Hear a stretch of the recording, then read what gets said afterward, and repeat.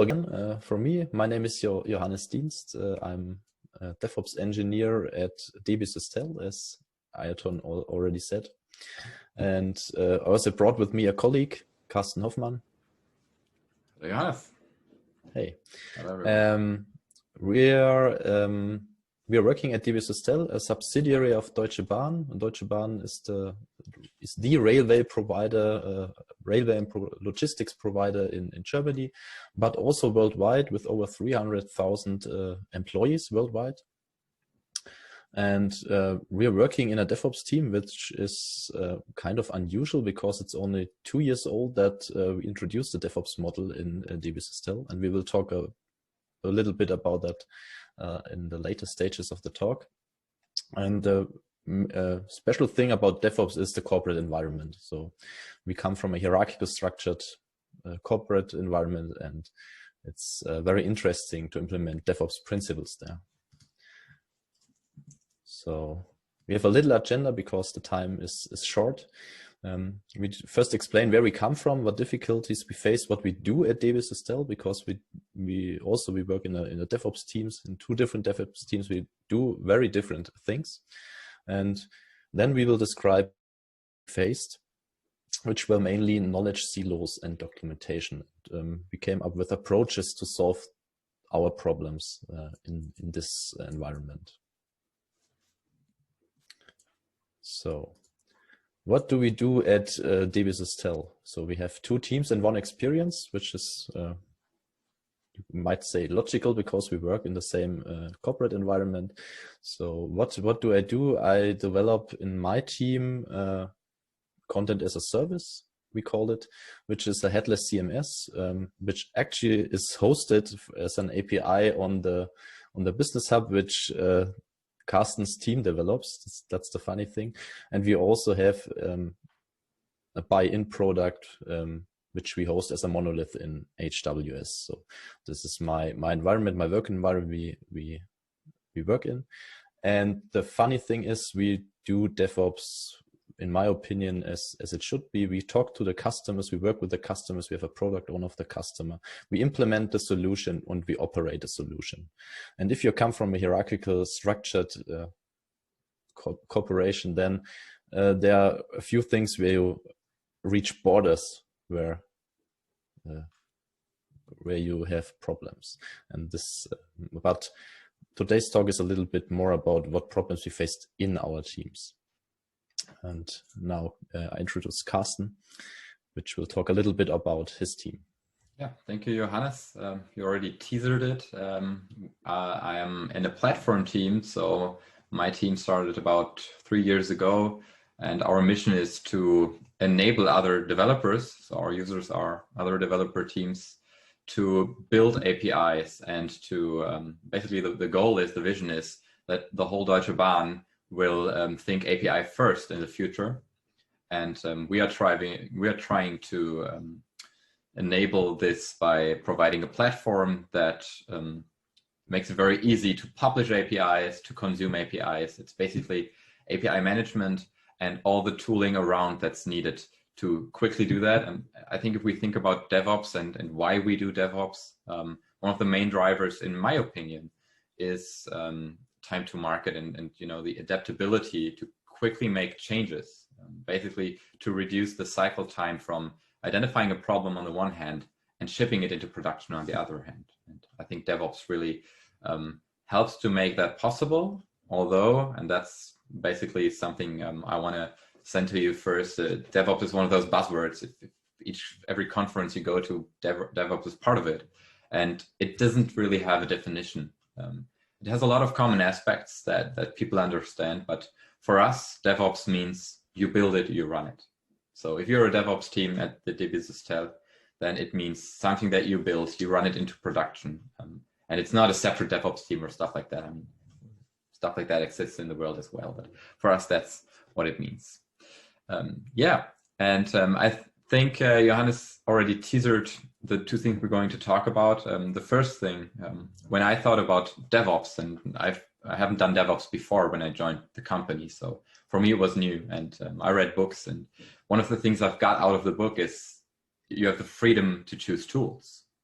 So basically nobody says you need to use this tool or that tool, but you decide. And I thought, great. And I joined the team about 6 months after they started.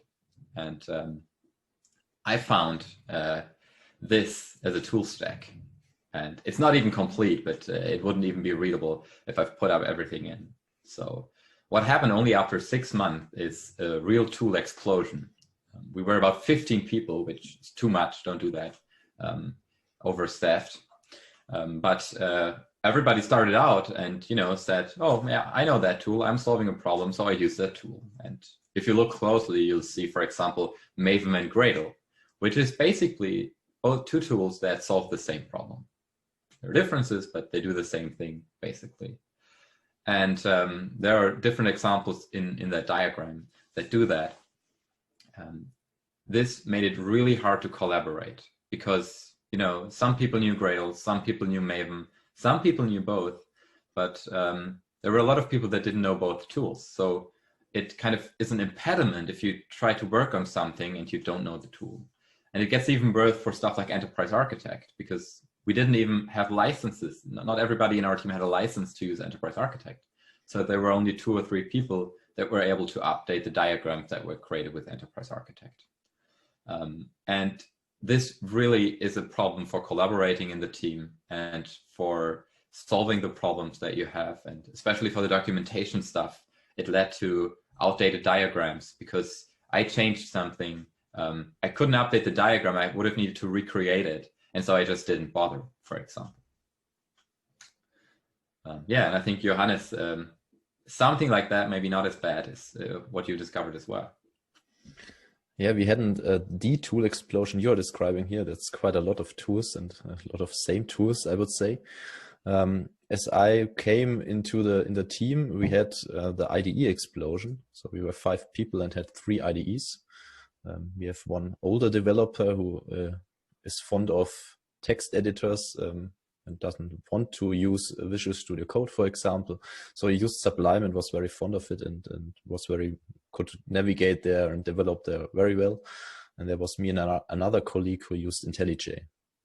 So this per se isn't as bad as you might think, but it can create a high mental load. For example, if you're developing a Spring Boot application, there are different runners inside the EDAs. If there are runners for Sublime, there is no runner, for example. So if you're setting up your development environment, you can't just copy it and use it in Visual Studio Code if you made it in IntelliJ. If you have problems in Visual Studio Code, the guys with Sublime or IntelliJ can't help you. So I experienced a high mental load for that because everybody had to set up their development environment for themselves and without help of the colleagues. We also had not as much languages, but 3 different languages. And as you already can see, okay, we have Java in the backend because we have a monolith there, a Java monolith, but we had 2 different front-end languages, JavaScript and TypeScript. So with the new JavaScript versions, it's more or less a choice you make. Favorite, for example, I would use TypeScript, but we also had JavaScript and TypeScript. And if you're coming from the front-end department, then you're using Visual Studio Code in conjunction with JavaScript, for example. So we have 3 different languages, and switching in one day from one language to another creates also a high mental load. And what we also experienced, but without the enterprise architect, we had documentation. We also had a wiki, Confluence, but I didn't include it here. We had documentation in 4 different formats. So for example, we had draw.io for diagrams. We also documented something in AsciiDoc in our repositories, but in another repository, we used Markdown, and they are completely different syntax, and Markdown also has different flavors. So it's not even possible to copy the different flavors of Markdown in another tool because they might not work. And sometimes somebody chose to dump a Word document as documentation in some CMS. So we had 4 different tools, and what we notice is that the workbase becomes unmaintainable. Not only the documentation, but also the workbase, because you have to context switch a lot between the different tools. And this creates the same problem as Carsten mentioned.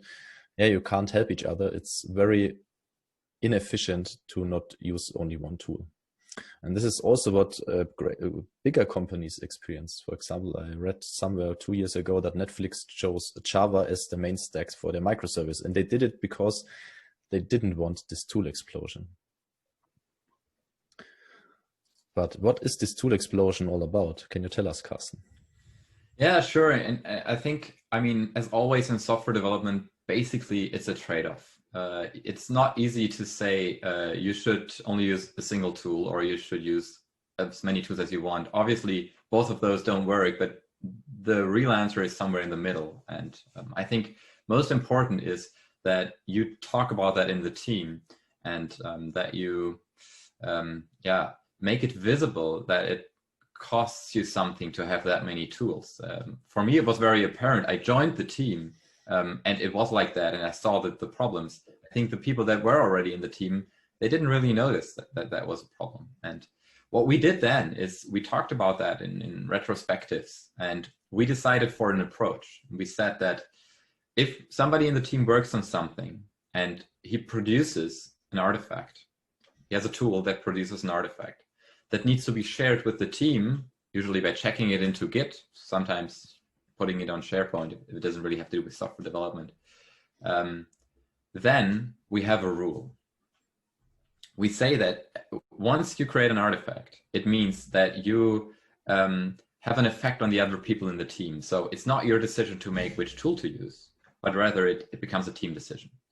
So while we have the freedom of tools on our team, individuals lose that freedom once they affect other people in the team.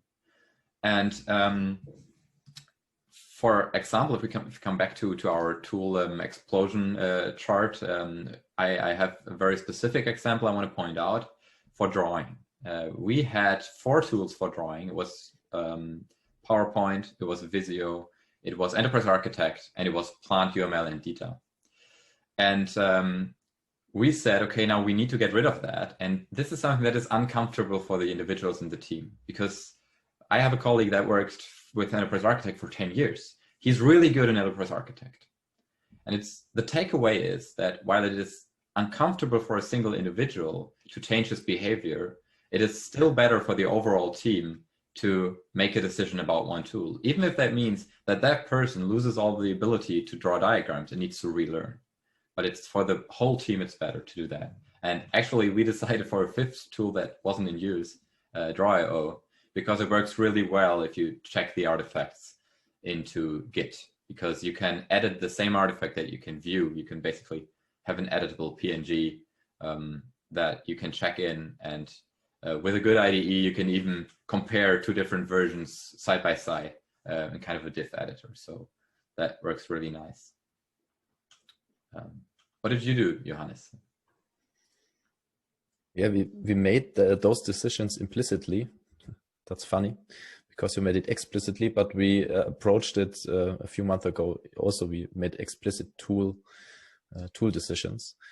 As I already detailed, we have this kind of mess where we say, okay, we have different IDEs, and we don't want. You might want everybody to use Visual Studio Code or IntelliJ, but that's not feasible, because you become so ineffective when changing IDEs, then it's not a good idea. What we settled in, and this is a basic approach, we said, okay, we do a lot of RP stuff. So we discussed earlier, if it's called curl or curl, you can make curl or curl calls at the bash level.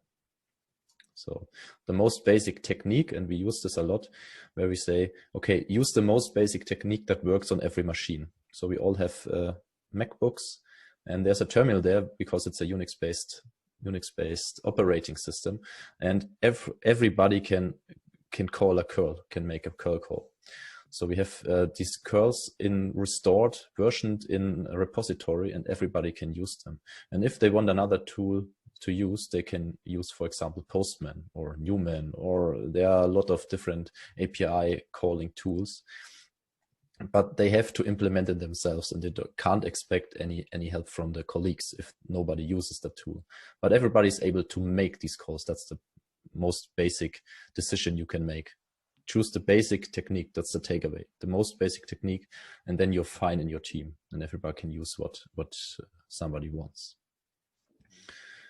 I think this is in line basically with what we do. If you say choose the most basic technique, I would append choose the most basic technique that everybody in your team can commit to, because this is a good example. We use Postman, and we say that it's a team tool because we actually check in the collections from Postman.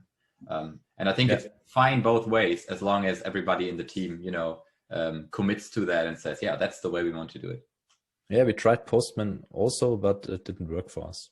Sure. CRS worked best because everybody could use them. So if you have a lot of IDEs, there are also a lot of project files, because every IDE adds their own project files to the repository. We also made the decision, don't check in project files. Don't do this, because they make a mess out of your code repository. Yep. Which leads us to the fourth point of our presentation. Right. Documentation, we already teased it a little bit when we talked about tools. I have a colleague that when he talks about documentation, one question he likes to ask is the audience, who likes to write documentation? Let's show hands. Of course, if you raise your hand, it doesn't really help us because we can't see you, but it doesn't really matter for that question because usually there are not a lot of hands. But I think as a professional software developer, if you think about why you write documentation and who is the audience for that documentation, it becomes apparent that it's really important to do. And in our term, I mean, we're a platform team. So what we do needs to scale to a lot of different users. And that means we need good documentation, because if we won't have good documentation, we'll get lots of support requests. And since we're a DevOps team, we handle those ourselves. So we wouldn't be able to develop any further. And when I started in the company 3.5 years ago, what I found is lots of Word documents. And I have a lot of problems with Word documents, not in general. I like Word, so Word is a good tool, but I don't like it for writing documentation, because if the thing you want to document is complex, you get a very bloated and big document. And this becomes really hard to navigate. It becomes hard to work in it. Another problem is you can't really include a link to that document. You could put it in a document management system and get a URL for that. But what if you want to link to page 13 because you want to send somebody a section on how to set up a certain tool and it's inside a document? You can't do that. You need to say, go to page 13. And if you need to link that statically, what is if that page 13 becomes page 15 at some point? There's no real way to work with that. Another problem is that editing those large files is really tedious, and especially for documents that have been around a while. Usually people edited that don't really know how to handle Word documents, so the formatting is messed up, and to get a high quality document is a lot of work. And the last thing is versioning. Versioning is really hard with Word documents. It's possible to do, but it's not something a developer is really comfortable doing, because usually if we version something, we want to check it into Git. And checking in Word files into Git doesn't really make a lot of sense. I don't know if you've ever tried to, have two branches and make changes in a single Word document and then try to merge them. It's no fun. So I think that's what we both discovered, Johannes, right? Do you want to talk a little bit about the solution, or what we figured is the solution? Yeah. Carsten is a little bit long in the company, so he figured out the solution first in his team. And the solution we also came up with was, okay, we want to document our documentation should be code. So this approach is not new. It comes into fashion. It came into fashion a few years ago, but it gains traction, and it's called docs as code. And a lot of people think about docs as code as Markdown, and it's not what we chose, because Markdown, as I laid out a little bit before that, in the slides before that, has a few limitations because it has a lot of flavors.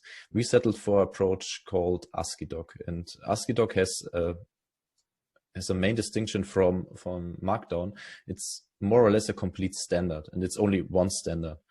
There's no two standards of AsciiDoc. So it's easy to learn. So if you learn it, then you have it, and you don't have to learn the different flavors. And to refer to the slide before, it is easy to link AsciiDoc documents. So if you have 20 AsciiDoc documents, it's easy to include them in one another. And include means really embedding them or link them in between them. So it's very easy. They are linkable. So you create a linkable documentation, which is also navigatable.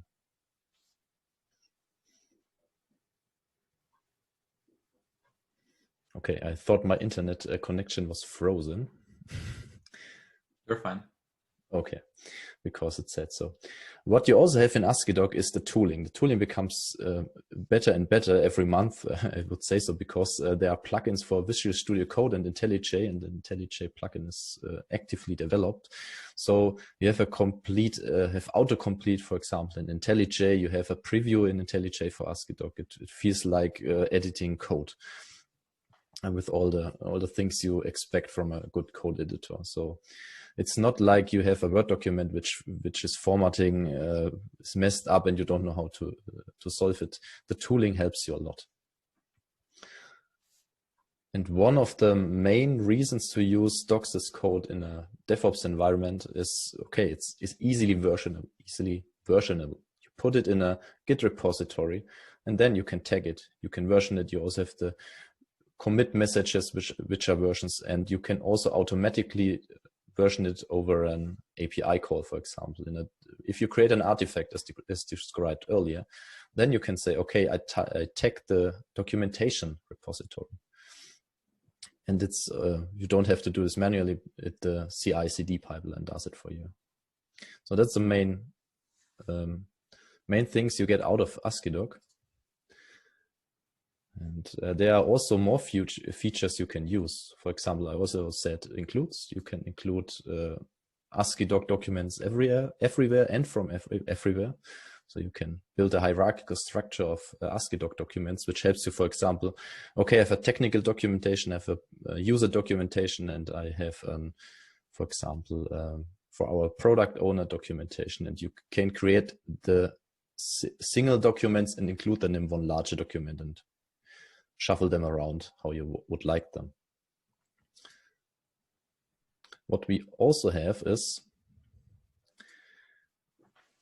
we are in a corporate environment and we can't get around about the Word thing. So we have to document and our technical architecture at the moment in Word. But you can create this with a tool called Doc Toolchain, which is created from a colleague and maintained. It's open source. Ralf D. Müller maintains it and developed it. And you can say, okay, let's transform our AsciiDoc into Word, or transform it into PDF, or as we do it, transform it into an HTML in a website. And what this does is, it looks like this. So there's our technical documentation. Don't wonder it's in German, but you will get the gist. There's our technical documentation as an HTML document. And what this creates for the technical documentation, it's much more accessible than a Word document, for example. It's also more searchable. An HTML document is crawlable by a web crawler. And we did this. We included a sitemap XML in this statically generated microsite and included it in our internal search engine. So you can't search Word documents there, but you can find us over the search and find this microsite with our documentation. This is the main reason we did this in AsciiDoc. And also Carsten has another approach for his documentation. Yeah, basically I only have another one point to make, because we started out like that, basically to have a single documentation project. But what we noticed is we have a microservice architecture and we have lots of repositories.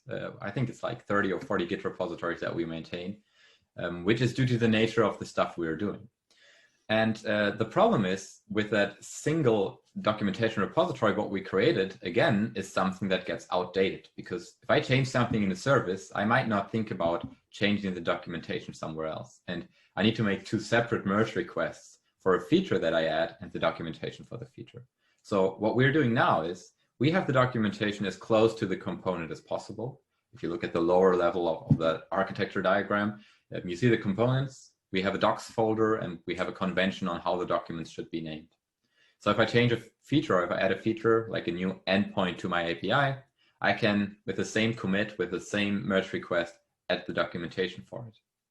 And then I have that arc doc or user doc, it doesn't really matter, Git repository that includes all the other repositories using Git submodules. So a standard approach from Git. So we have all the documentation available. And this is just a framing project that now builds like a navigational structure and puts the pages in the different places where we need them.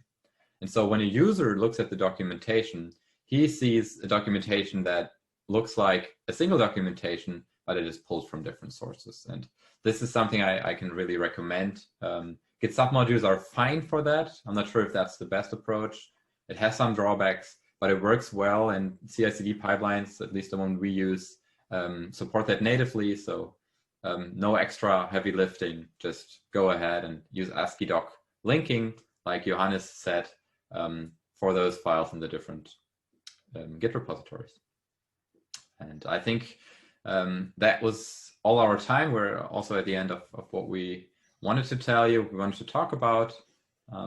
And I hope that was interesting, and maybe you have some questions for us.